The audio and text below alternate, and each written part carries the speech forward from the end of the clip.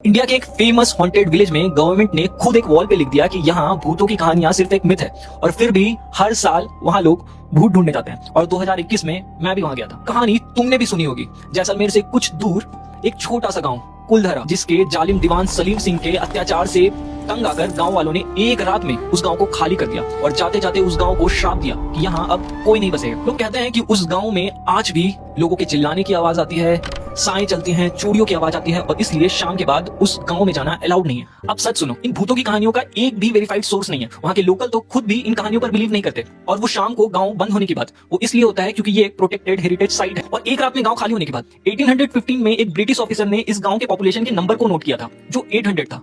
और उसने ये भी लिखा था कि गांव धीरे धीरे खाली हो रहा था, बढ़ते हुए टैक्स की वजह से, और कुएं सूख रहे थे इस वजह से, क्योंकि उस गांव का जो दीवान था सलीम सिंह, वो एक्चुअल में बहुत निर्दयी था। और एक वेरीफाइड सोर्स ये भी बताता है कि 1819 तक बस 37 लोग बचे। तो सलीम सिंह की कहानी और उसके जुल्म की कहानी वो असली थी, और भूतों की कहानी वो गलत थी। तुम भी जगहों के साथ उनकी कहानियां और किस्से जानना चाहते हो तो फॉलो करो इस चैनल।